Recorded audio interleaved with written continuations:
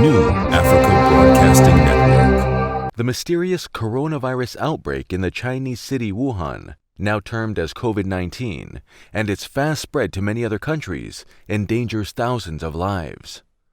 A global novel virus that keeps us contained in our homes, maybe for months, is already reorienting our relationship to government, to the outside world, even to each other. Here is the good news. Researchers at Columbia University have been awarded a $2.1 million grant by the Jack Ma Foundation to develop a cure for coronavirus. Companies such as Inovio Pharmaceuticals, Moderna, and Novavax have been reported to be developing vaccines. Some medications are being touted around as a temporary remedies for COVID-19. This is what Dr. Oluyemi Badero, a board-certified invasive cardiologist based in New York, has this to say about the coronavirus issue. Hello, viewers at home. My name is Dr. Oluyemi Badero. I'm a board-certified interventional cardiologist based here in New York, United States. I am also an expert on 4 different fields of internal medicine, critical care and intensive care, general cardiology, and interventional cardiology. I also have extensive experience as an attending physician in the emergency room at 4 different hospitals in central Brooklyn. Today, we're going to share some information with you about the new coronavirus captioned COVID-19 pandemic. The scope of our discussion today will focus on historical perspective about coronaviruses, epidemiology, clinical features, COVID-19 tests, chest X-ray and CT scan findings, risk factors. We will spend a lot of time on the management, and we will conclude our discussion. Shifting gears to historical perspective. In 1918, in the United States and all over the world, there was an epidemic of what was known as Spanish flu. And over 50 million people died from that infection. Some researchers and workers in the last few decades have actually gone back to look at tissue samples from some of those patients that died from that epidemic, and they were able to sequence the genes and found that the virus that caused that Spanish flu is very similar to the coronavirus, one of which is now causing the pandemic that is putting all our lives at hold right now. We have the Middle Eastern Respiratory Syndrome, which was called MERS, and that also was believed to have originated from the bats, mutated through an intermediate host, which was the camel, and then transmitted to humans. In 2019, we believe, and researchers believe, that the COVID-19 also originated from birds and was transmitted through an intermediate host, which was felt to be the pangolin, and there was an outbreak at a seafood market in Wuhan province in China. The most common clinical feature at the onset of illness were fever in 88% of patients, fatigue in 38% of patients, dry cough in 67% of patients, myalgias in about 14%, dyspnea in about 18%. Pneumonia appears to be the most common and severe manifestation of infection. In this group of patients, breathing difficulty developed after a median of 5 days of illness, and respiratory distress syndrome occur in about 3.4% of patients. Other symptoms may include headache, sore throat, rhinorrhea, gastrointestinal symptoms, and about 80% of confirmed cases suffer from mild to moderate disease, and nearly 30% have severe illness. We will talk about general measures. First will be isolation of possible contacts or confirmed contacts who have not really had the disease. Social distancing which is something that we're all talking about now, keeping, 6 feet between yourself and anybody else, avoid unnecessary travel, staying home and not spreading the disease, and so to speak, to flatten the curve. Personal hygiene is extremely important because we now know that scrupulous hand washing kills the virus. We know that soap, because the virus is a particle made up of genetic material with a lipid coating. When we wash our hands with detergents and soap, it can dissolve the lipid coating of the virus and render the virus ineffective or not able to infect anybody. Hand sanitizers are also known to kill the virus. We should, endeavor to make sure that all the articles that we touch, that we clean them. Door handles, door knobs, our telephones, anything that we touch. As we wash our hands, we should be cleaning those materials that we touch. We can also consider personal protective equipment, which everybody calls PPE, gloves appropriately for people that work with patients, gowns for healthcare workers. For people that are really working with patients that are really, really sick, they need to have that overall suit called a hazmat suit, and face mask. It is generally felt that face mask only protects the next person from the wearer of the face mask. In other words, when you are wearing the face mask, if you cough or sneeze, you don't sneeze directly and transmit droplets to somebody across from you. But if somebody coughs to your face, the face mask really does not really protect you, except it has a very tight seal, or it is one of those that is called N95 mask. The reason being that if you have the regular face mask and you are breathing through it, by Venturi effect, some of the aerosols can still go through and still get you infected. However, the face masks are important in the sense that they remind you not to touch your face. We know that when you get contaminated with this virus, touching your face would really inoculate the virus towards your mucous membrane, whether it's from the nose, from the eyes, or from your oral cavity. We will shift gears now and start talking about drugs and medications. Again, there's been no randomized clinical trial that has supported the use of one medication over another. We do have anecdotal evidence and some in vitro study evidence about some drugs that can be effective. We'll go through the list of these drugs now, and then I can tell you which ones we can use or what we can do for mild illness, moderate illness, and severe illness. The first drug that we'll talk about is remdesivir. This drug is an antiviral agent which has been used for some viruses. It was tried in Ebola, and it's being used on a number of patients that have severe disease. However, this antiviral agent cannot be combined with another antiviral agent and is available for use in the United States on COVID-19 patients on compassionate basis alone. The next medication is lopinavir and ritonavir. Lopinavir and ritonavir are HIV medications that have been used successfully against HIV patients with what we call post-exposure prophylaxis.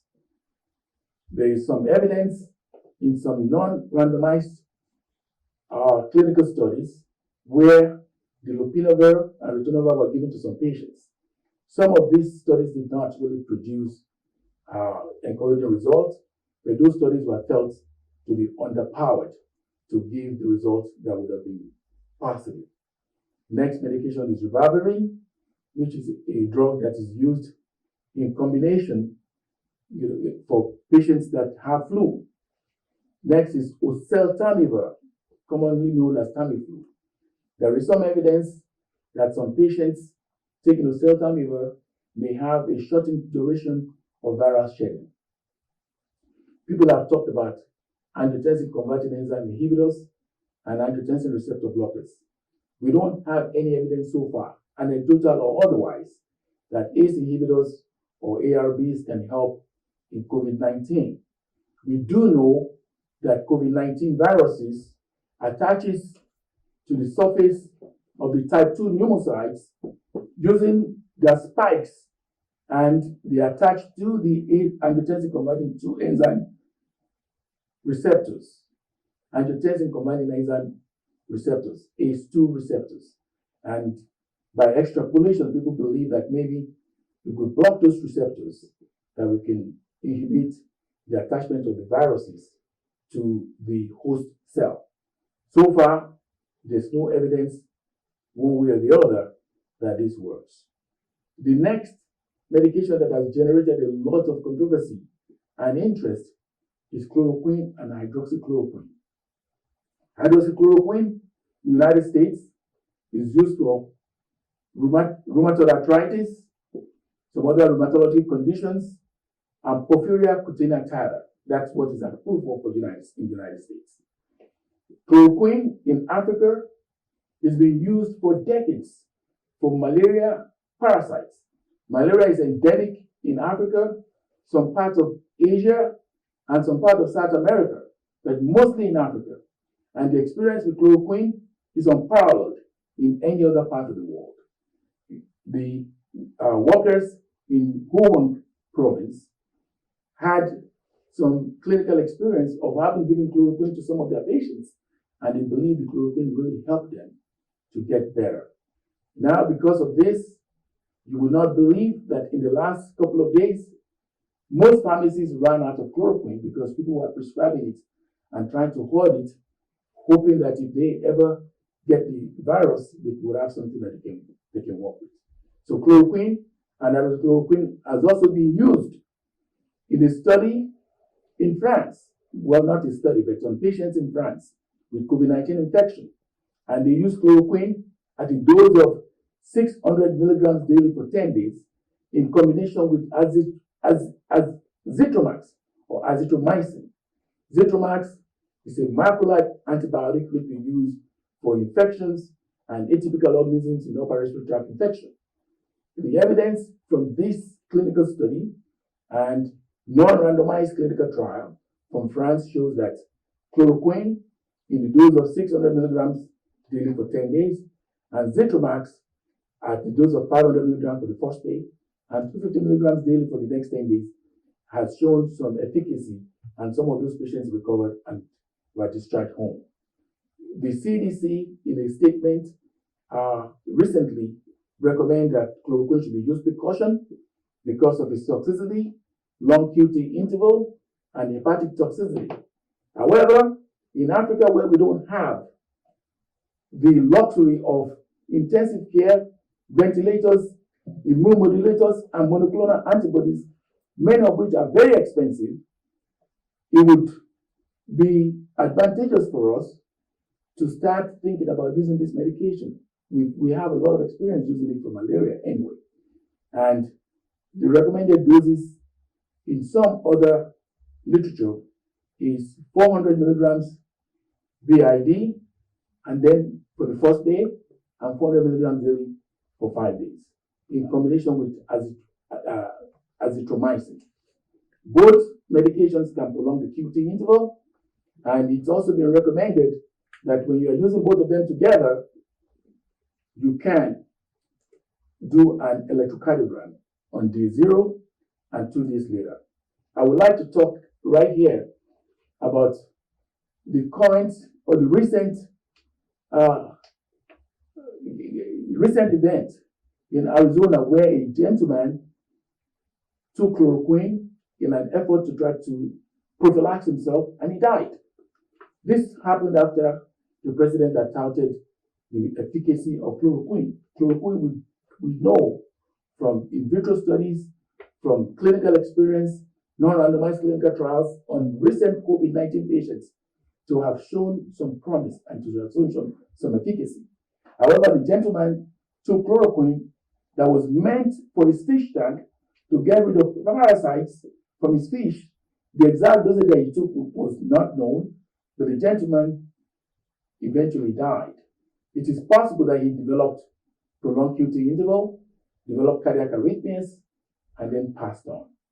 Chloroquine toxicity, even though is much touted in Africa, where we've been using chloroquine for decades and for generations, we don't have a lot of chloroquine toxicity. Anybody might argue that you don't do the EKG to see prolonged QT interval, but we have never really seen somebody, whether in any of our medical centers, coming in with chloroquine toxicity or cardiac arrhythmias. So in cases where we don't have exposure, we don't have access, we don't have the money to buy all these antiviral agents, remdesivir, lopinavir, it would be advisable that when we see patients that we don't have anything else to offer them, that we can use chloroquine. We have it there. Azithromycin, we have it there. The combination can be helpful. The next medication is tocilizumab. Tocilizumab is a monoclonal antibody which is being used in some patients with arthritis. And this medication is being shown to be very effective in reducing what is called the cytokine storm. When the COVID-19 virus infects the pulmonary cells, when it attaches itself and gets into the cell, and it starts to replicate using the RNA-dependent RNA polymerase, the resulting viruses and the replicated viruses provoke a very intense inflammatory reaction with the production of interleukin-2, interleukin-6, tumor necrosis factor, and these cytokines and immune mediators provoke the ARDS, adult respiratory distress syndrome, that we see in patients that eventually die from COVID-19 virus. So tocilizumab has shown some promises to reduce the cytokine storm. Corticosteroids are medications that we believe also can reduce inflammatory reaction, but there's no evidence so far that corticosteroids are effective in the management of COVID-19 virus. The next medication is ascorbic acid retirement. There is some anecdotal experience that ascorbic acid at a dose of 1.5 grams Q6 hours, retirement of 200 milligrams IV, may be effective in some COVID-19 infection patients. We don't have randomized clinical trials for this, but these are vitamins. Ascorbic acid is an antioxidant, and thiamine is a vitamin that we use very commonly in alcoholic patients who lack that vitamin. The combination of ascorbic acid and thiamine has shown some promises. Zinc. There are researchers that believe that for the common flu, that if you take up to 75 milligrams of zinc, within the first 3 days of having the influenza virus, that the duration of that influenza infection may be reduced. Again, we don't have randomized clinical trials for that. We do know that in vitro studies, the zinc ionophores in host cells prevent the attachment of the COVID-19 virus to the host cells, and even if the virus gets in, the zinc ionophore prevents the RNA-dependent RNA polymerase reaction, which is needed for the viral replication. So that has been shown in vitro studies. And I believe that some people are trying zinc now. Some of my friends are taking zinc supplements to try to improve their immunity and, prevent themselves from getting exposed or getting infected with the COVID-19 virus. Again, there are a lot of clinical trials that are going on now, but right now we have a lot of people dying, and we have to use what we have to get what we need.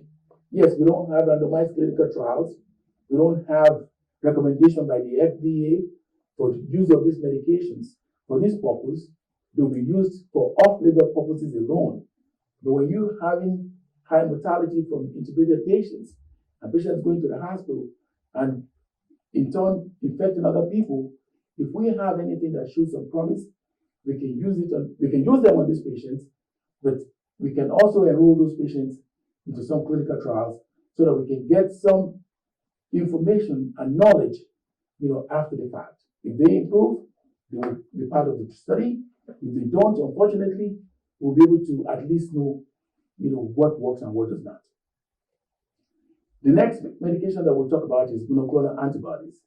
Monoclonal antibodies, again, are being studied very actively recently, looking at people that recovered from this illness and looking at their anti-serum, immune serum, and antibodies to the COVID-19 virus, and to see whether we can administer that to patients that are very, very sick. These patients can take acetaminophen, which is the common Tylenol, 500 milligrams to 1,000 milligrams, Q4 hours to 6 hours as needed for fever. They should self-quarantine at home for about 14 days. They should have adequate hydration, pay attention to personal hygiene, particularly hand wash, hand sanitizing, and avoiding the touching of the face. For patients with moderate disease, with a fever of 100 degrees Fahrenheit or more, shortness of breath, and hypoxia, which is defined as oxygen saturation of less than 93% on room air. Evaluation at the emergency room and testing for COVID-19 is usually recommended, and this patient may then eventually be hospitalized. They may have their blood work and chest X-ray done. They'll be given supplemental oxygen. They can get acetaminophen PRN, and some of these patients could be given the trial of hydroxychloroquine, 400 milligrams BID for day 1, 200 milligrams BID for day 2 to 5. That is some of the regimen recommended by the CDC. But the study in France used chloroquine at a dose of 600 milligrams per day and then daily for another 10 days. For these patients with moderate disease, azithromycin, 500 milligrams on day 1, 250 milligrams per day from day 2 to day 5. Zinc supplement, some of these patients can get vitamin C, and for patients with moderate disease, oseltamivir, which is the Tamiflu, can be used at a dose of 75 milligrams or 150 milligrams twice a day. Some people may combine or try to use lopinavir or ritonavir if it is available. So for patients with moderate disease, general measures, acetaminophen, hydroxychloroquine, Zitromax, vitamin C, plus or minus zinc or thiamine can be considered. For severe disease, these are patients with fever, cough, severe dyspnea, hypoxia, which is O2 saturation, oxygen saturation of less than 90, and respiratory rate of more than 30, and respiratory failure. These patients will require intensive care unit management, and they may require intubation and mechanical ventilation. These patients can be given hydroxychloroquine with azithromycin, ascorbic acid as IV, 1.5 grams Q6 hours, thiamine 200 milligrams IV, Q12 hours. They can get the tocilizumab, which is given only one dose, and they can be tried on remdesivir. However, if they are given remdesivir, they can't take any other antiviral medication. So this disease started in China. It spread all over the world, all the continents except Antarctica. It was declared as a pandemic by WHO in February 2020. Elderly persons with multiple comorbidities are more affected. The disease spreads mostly by respiratory droplets, but it can also be transmitted by fomites and touching infected surfaces.